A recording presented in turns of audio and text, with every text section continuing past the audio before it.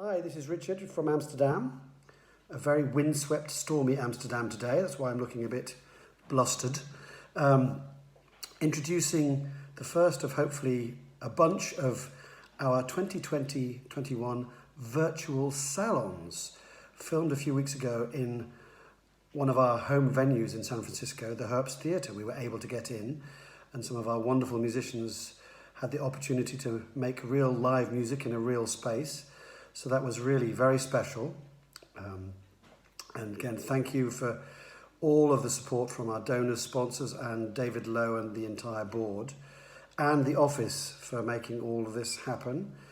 I've devised a whole bunch of programs to be done in a live space in San Francisco. This is the first of those. And this program is called Bach, the Unanswered Question, taking a title from Charles Ives. This program is, Bach was a genius at knowing the entire contrapuntal possibilities of any given subject just upon immediate listening. He was unbelievable in that way. He could really just tell every facet of a theme's possibilities on one hearing.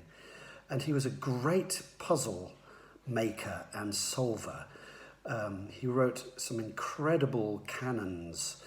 You might know the canons from the musical Offering. And also we have the Art of Fugue, which is a sort of, not like always canons, but there's some canonic and elements in the Art of Fugue. And so this program looks at some of those, some of the lesser known ones. Also an unanswered question with Bach sometimes is whether the music was actually written by Johann Sebastian or somebody else. There are still a bunch of pieces which have a BWV number, which have been attributed to somebody else, but they still retain their BWV number because of their compositional value. So looking through this program, the unanswered question, we start with Bach's Goldberg canons. Now, these only came to light in 1974 when Bach's own personal copy of the Goldberg variations, the so-called Goldberg variations, the aria with 30 variations, came to light in a private collection in France.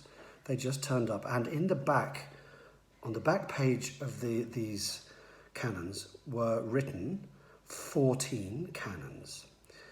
Puzzles, and we have a slide, you can be able to see these on the slide, and you have to figure out how to make them work. Now, those of you that have seen my programs about Bach and numbers will immediately know that 14 was a very special number for Bach. If you take B as 2, A as 1, C as 3, H as 8, you adds up to 14, and there's lots of instances of Bach using 14. And we'll come to that again in the next piece. So these are 14 canons.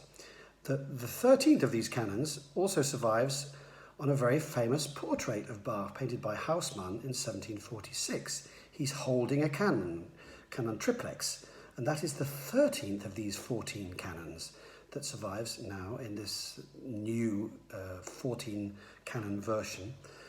Over the first 8 notes of the Goldberg variation. So we're very lucky to have these. They just literally turned up in 1974. We didn't know anything about them until that point. And I made an arrangement of these for strings, and I hope you enjoy them. And I put them together not in the order that they're written out in this manuscript. I ended it with the very famous one, which we knew from the painting of Haussmann, the 13th canon. So that's the last one you'll hear. So I hope you enjoy those. I've sort of tinkered around with them and scored them up for strings. So that's the first piece you'll hear. The second piece is called the Fuga a tre soggetti, the fugue with 3 subjects. This is a strange piece. In a way, it concludes the very famous Art of Fugue. There are 2 versions of the Art of Fugue. There's a manuscript version which Bach was working on in the middle 1740s, and there's an edition which was made after Bach died, So they are slightly different, although this fugue survives in both. It's not called the 14th contrapunctus. It is just simply called the fugue a tre soggetti, but it actually forms the 14th contrapunctus. There's that number again. And what's special about this contrapunctus or fugue is that it is not finished. It is incomplete.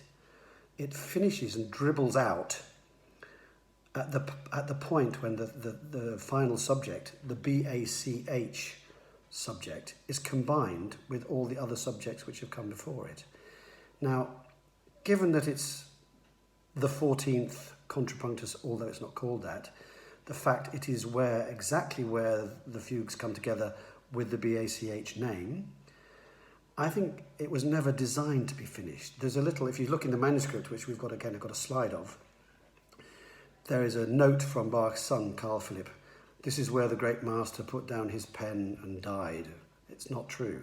He was working, that manuscript was left unfinished. It was left unfinished for a few years. So that's just an apocryphal story. That's just a bit of urban myth created by Carl Philipp.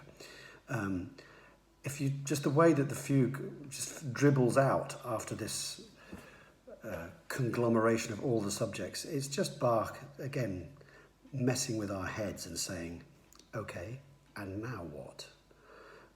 It's a wonderful, wonderful piece of writing. It is extraordinary, and there's no need to finish it. It says everything it needs to say, and it leaves us with the question which he's asking us, which is, again, all he needs to say is, he's saying, and what would you do? And the answer is, nobody can do anything, because it's so, in a way, it's incomplete in its completeness. Or complete in its incompleteness, if you want to see it that way. So that's the unfinished contrapunctus from the Art of Fugue, the Fuga a tre soggetti. And then we finished the programme with what used to be known as the Fifth Orchestral Suite. As I say, it has a BWV number, 1070. And it's this fantastic suite, although it's not a suite in the same way that the other Bach orchestral suites are, the J.S. Bach orchestral suites, the four that we have and know.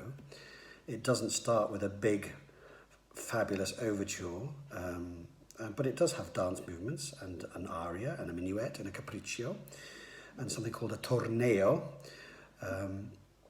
And it was lovingly known when I was playing it in the early 90s as Uncle Tom for some reason. I never found out why. I'll find out and let you know one of these days. But it's a fabulous piece of music in G minor, suite in G minor, just for strings. And the current thinking is that perhaps it was written out by one of his sons. You can see the title page. We have a facsimile of the title page you can see, and it just says Overture di Signor Bach. Now, Bach was just a generic term for musician. The Bach was a huge musician's dynasty in the 17th and 18th century. And if you'd have said Bach to someone in the middle of the 18th century, they wouldn't necessarily have thought of J.S. They probably would have thought of Carl Philipp. He was the most famous of the Bachs. But the current thinking is that this was perhaps by Wilhelm Friedemann, and the manuscript that we have, the parts, were copied out in just after Bach died in 1753. So there we have. We have lots of questions in this lovely programme. So I hope you enjoy it. I'm sure the musicians had a wonderful time recording it. I was sorry I couldn't be there with them to do it, but here's the Unanswered Question programme of works by Bach, the 14 Goldberg canons, which I arranged, the final contrapunctus from the Art of Fugue, which was left unfinished by J.S. Bach, and this lovely suite of music in G minor, probably by Wilhelm Friedemann Bach. Enjoy.